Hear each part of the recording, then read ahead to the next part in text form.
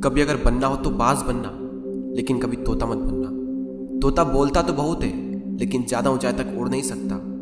बाज बोलता बहुत कम है, लेकिन सबसे ऊंचाई पर उड़ता है, और बाकी पंछियों का राजा होता है एक बाज। आज मैं आपको 5 ऐसे पॉइंट्स बताऊंगा जो कि हर इंसान को बाज से सीखना चाहिए, और लाइफ की बहुत बड़ी लर्निंग है इन 5 पॉइंट्स में। पहला लेसन, ईगल फ्लाई अलोन। बाज अकेले उड़ता है और बाकी पंछियों के मुकाबले सबसे ऊंचाई पर उड़ता है।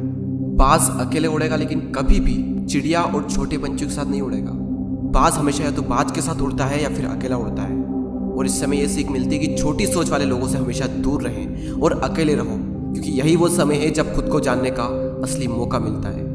दूसरा लेसन, बाज का विजन बहुत ज़्यादा क्लियर होता है और बहुत ज़्यादा स्ट्रॉन्ग होता है। बाज अपने शिकार को 5 किलोमीटर दूर से ही देख लेता है, और जब एक बार उसे अपना लक्ष्य दिख जाता है तो उसके बाद चाहे रास्ते में कितनी भी मुश्किलें क्यों ना आए, वो अपने लक्ष्य को हासिल करके ही दम लेता है। इससे भी एक बहुत बड़ी सीख मिलती है कि अपना विजन क्लियर रखो और उसे हासिल करने में फिर चाहे कितनी भी मुश्किलें क्यों ना आए, पीछे मत हटो उस बाज की तरह। तीसरा लेसन, बाज कभी भी मरे हुए जानवरों को नहीं खाता, वो हमेशा जिंदा शिकार करता है। और इससे हमें यह सीख मिलती है कि जो हमारा पास्ट है वो मर चुका है, तो अपने उन मरे हुए सड़े हुए थॉट्स पर ध्यान मत दो और अपनी आने वाली ताज़ी फ्रेश जिंदगी पर ध्यान लगाओ।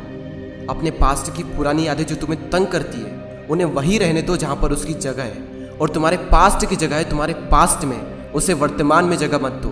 क्योंकि एक बार अगर तुम्हारा पास्ट तुम्हारे प्रेजेंट में आ गया तो तुम्हारा पास्ट तुम्हें कभी प्रेजेंट में नहीं रहने देगा। पास्ट में तुम्हारे साथ कितना भी बुरा क्यों ना हुआ हो, वो सब यादें, वो सब थॉट्स मर चुके हैं, और उस बाज की तरह बनो जो कभी भी मरी हुई चीज़ों को नहीं खाता। चौथा लेसन, जब आंधी तूफान आते हैं तो बाज बहुत ज़्यादा एक्साइटेड हो जाता है। जब बारिश होती है तो सारे पंछी छिपकर बैठ जाते हैं, लेकिन बाज को बड़ा मजा आता है। जब तेज हवाएं चलती है तो बाज उन हवाओं के सहारे और तेजी से ऊपर की ओर उठता है, और ऊपर उड़ते उड़ते इतना ऊपर उड़ जाता है कि बादलों से भी ऊपर पहुंच जाता है। और इससे भी एक बहुत बड़ी सीख मिलती है कि मुसीबत में मजा ढूंढो। और नेपोलियन हिल ने एक बार कहा था कि हर बड़ी चुनौती अपने साथ में एक बहुत बड़ा अवसर लेकर आती है।